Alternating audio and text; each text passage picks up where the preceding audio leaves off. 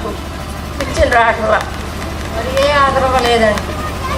మరి అలాగే మేస్త్రి అయినా కూడా మరి జీవనం కూడా ఏం లేదు. దయచేసి పింఛన్ రాపిస్తే నేనే అనారోగ్య స్థితిలో ఉన్నట్టు మాకంటూ ఏమి లేదు. దయచేసి మీరు ఇప్పిస్తే మీ మేలు జన్మలో మర్చిపోవాలి.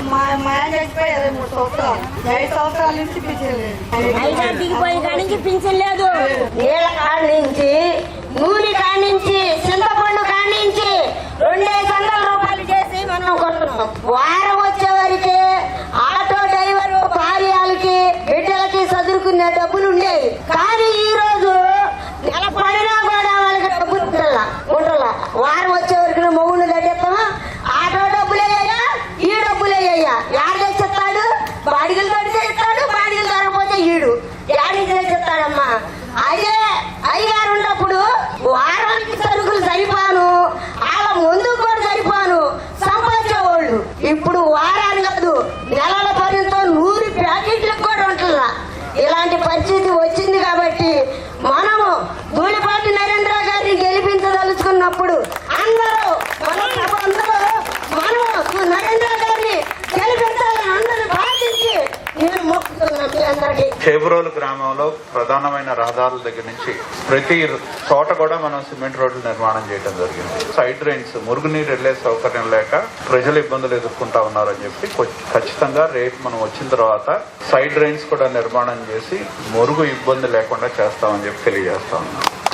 ఈ గ్రామంలో ప్రధానమైన సమస్య మంచినీరు. ఎందుకంటే గతంలో మనం 2 చెరువులు వాడేవాళ్ళం. ఆ చెరువు వాడేవాళ్ళం, ఈ చెరువు వాడేవాళ్ళం అవసరాన్ని బట్టి. ఇప్పుడు ఈ చెరువును మూలబెట్టారు. ఆ చెరువు నుండి సరిగ్గా నీళ్లు ఇవ్వలేకపోతా ఉన్నాయి. వీళ్ళకి పంచాయతీలో ఉన్న డబ్బులు దోచుకోవడం మీద ఉన్న శ్రద్ధ, గ్రామంలో ఉన్న పనులు చేయాలని లేదు. గ్రామంలో మంచినీటి సౌకర్యం లేకపోతే డబ్బులు తెచ్చి పనులు చేయాలనే ఆలోచన లేదు. గుంటూరు నుంచి 15 కిలోమీటర్లు మనం ఉంది. ఈ గ్రామంలో ఎటు చూసినా కూడా మంచినీటి సమస్య చెప్తా ఉన్నారు. కాబట్టి రేపు మనం వచ్చిన తర్వాత గ్రామంలో ఇంటింటికి మంచినీరు వచ్చే విధంగా శాశ్వతంగా మంచినీటి పరిష్కారం చేస్తామని చెప్పి తెలియజేస్తాం. మనం ఉన్నప్పుడు కొడుకు ఉద్యోగం చేయొచ్చు, కొడుకులు తల్లులను చూసే పరిస్థితి లేదు. కాబట్టి మనం ఉన్నప్పుడు అడిగిన వాళ్ళకల్లా పెన్షన్ ఇచ్చాం. చంద్రబాబు నాయుడు గారు 200 పెన్షన్ 2000 చేశాడు. జగన్మోహన్ రెడ్డి ఎన్నికల ముందు 3000 చేస్తానని చెప్పి 5 సంవత్సరాలు తీసుకున్నాడు. ఇవాళ ఆయన మేనిఫెస్టోలో 3000 దంట 3800 చేస్తాడంట. అది సంవత్సరానికంట 250. ఆయన మట్టికి రాష్ట్రంలో అడ్డగోలు దోపిడీ చేస్తాడు. పేదవాళ్ళకి మట్టికి ఇన్స్టాల్మెంట్ లో ప్రతి సంవత్సరం 250 ఇస్తాడు. అదే మీరు చంద్రబాబు నాయుడు గారికి ఓటేస్తే కొత్త గవర్నమెంట్ రాగానే మీకు చంద్రబాబు నాయుడు గారు 4000 రూపాయలు హారతిపళ్యంలో పెట్టి పెన్షన్ ఇస్తాడు మీకు. కాబట్టి 85 సంవత్సరాల పైబడిన ముసలాళ్ళు ఓట్లు ముందేస్తారమ్మా. మీరు సైకిల్ గుర్తుకు ఓటేయండి. చంద్రబాబు నాయుడు గారు ఉన్నప్పుడు మీరు ఎక్కడన్నా కొడుకు దగ్గరకో కోడల దగ్గరకో వెళ్ళినా 3 నెలలు తీసుకోకపోయినా 3 నెలలకు కూడా మీకు పెన్షన్ ఇచ్చారు. జగన్మోహన్ రెడ్డి 2వ నెలలో తీసుకోకపోతే మీకు పెన్షన్ పోదు. పెన్షన్ తీసుకోవడానికైనా మీరు పరిగెత్తు రావాలి ఏ ఊర్లో ఉన్నా. ఇవన్నీ గుర్తుపెట్టుకోండి. ముఖ్యంగా ముస్లిం సోదరులు, బీజేపీతో మనం పొత్తు పెట్టుకొని 20 రోజులు కాల.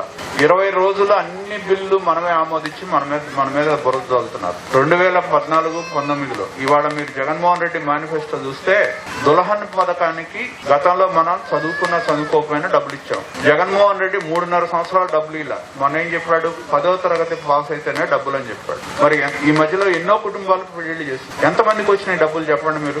ఒక్కళ్ళకు కూడా రాలా. పేదవాళ్ళకు అనుకూలంగా ప్రభుత్వం ఉండాలి. కానీ ఇందా చెప్పారు ఒక ముస్లామే కరెంట్ ఎక్కువ గాలిందని పెన్షన్లు ఇస్తారు, 2 స్టైర్లు ఉన్నాయని పెన్షన్లు ఇస్తారు, 10వ తరగతి చదవలేదని చెప్పి పథకాలు ఆపేస్తారు.